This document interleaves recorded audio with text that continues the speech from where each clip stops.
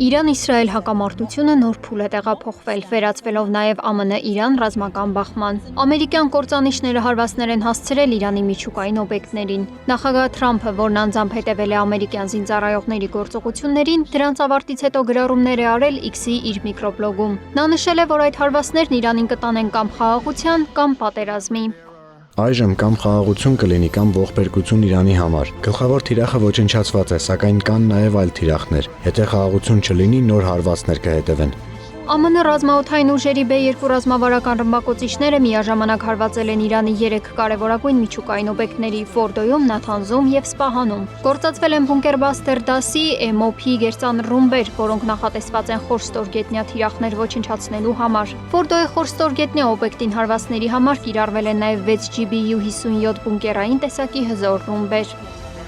Ամերիկյան հարվածներից կարճ ժամանակ անց երախտագիտության խոսք է եղել Իսրայելի վարչապետ Բենյամին Նեթանյահուն։ Նա հայտարարել է, որ Թրամփի խիզախ քայլը կփոխի պատմությունը։ Նրա կարծիքով ԱՄՆ այս որոշումը կարող է Մերձավոր Արևելքը հասցնել բարգավաճման։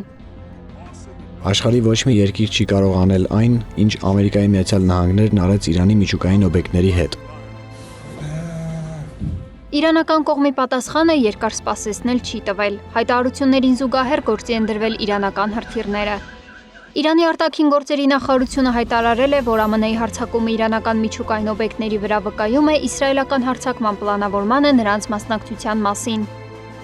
Միացյալ Նահանգները որպես ՄԱԿ-ի անվտանգության խորհրդի մշտական անդամ կոպտորեն խախտել են ՄԱԿ-ի կանոնադրությունը, միջազգային իրավունքը եւ միջուկային զենքի չտարածման մասին պայմանագիրը, հարձակվելով Իրանի խաղաղ միջուկային օբյեկտների վրա։ Այսօր առավոտյան տեղի ունեցած իրադարձությունները ցնցող եւ ամոթալի են եւ կունենան երկարատև հետևանքներ։ ՄԱԿ-ի յուրաքանչյուր անդամ պետք է խորապես մտահոգված լինի այս չափազանց վտանգավոր, անօրինական եւ հանցավոր վարքագծով։ Հիմնվելով ՄԱԿ-ի կանոնադրության եւ դրա դրույթների վրա, որոնք թույլ են տալիս ինքնապաշտպանության նպատակով արձագանքել ագրեսիային, Իրանն արդեն վերապահում է իր ինքնիշխանությունը, շահերը եւ ժողովրդին բոլոր միջոցներով պաշտպանելու իրավունքը։ Արտգործնախարարի խոսքին հաջորդել է Իրանի խորհրդարանի նախագահի խորհրդականի հայտարարությունը։ Իրանը սպասում էր, որ Ֆորդոյին հարվածելու են եւ համապատասխան էվակուացիա էր իրականացրել։ Թրամփի հայտարարած թիրախներին անդառնալի վնասներ չեն հասցվել։ Իրանական բարձրաստիճան պաշտոնյաների հայտարարությունները դեռ չէին ավարտվել, երբ հայտարարություն տարածեցին Եմենի հուսիները։ Հուսիական Անսար Ալլահ շարժման ներկայացուցչի խոսքով իրենք կհարձակվեն Կարմիր ծովում գտնվող ամերիկյան ուժերի վրա՝ ի պատասխան Իրանի միջուկային օբյեկտներին հասցված հարվածների։ Առավոտյան թեժ քննարկումներին միջամտել է միջազգային ազգերի կազմակերպությունը։ Կազմակերպության գլխավոր քարտուղար Անտոնիո Գուտերեշը հայտարարել է, որ ԱՄՆ-ի հարձակումները Իրանի վրա ուղղակի սպառնալիք են խաղաղության եւ անվտանգության համար։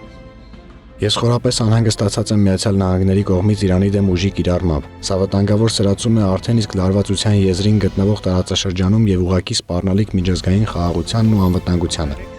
Գուտերեշի արձագանքից զատ Իրանը դիմել է ՄԱԿ-ի անվտանգության խորհրդին եւ ՄԱԳԱՏԵ-ին, պահանջելով արտակարգ նիստ անցկացնել։ Շատ չանցած ՄԱԳԱՏԵ-ի խորհուրդն արտահերթ նիստ է գումարել, պարզաբանելու ստեղծված իրավիճակը։ Մինչ Իսրայելի նախագահը ոգևորված էր ԱՄՆ նախագահի քայլերից, իրանական զայրույթի ալիքն է թափվել Թել Ավիվի վրա։ Իրանն ավելացրել է կրակի ինտենսիվությունը, ավելի ակտիվ հրթիռակոծելով Իսրայելը։ Այս անգամ արդեն կոնկրետ թիրախը եղել են հիմնականում օդանավակայանները։ Թել Ավիվում աշխատել են տագնապի ազդանշաններ, բնակիչներին կոչ է արվել պատասպարվել։ Իսրայելական աղբյուրների համաձայն արձակվել է մոտ 27 հրթիռ։ Իրանի կողմից Իսրայելում հրետակոծության հետևանքով վիրավորվել է առնվազն 11 մարդ։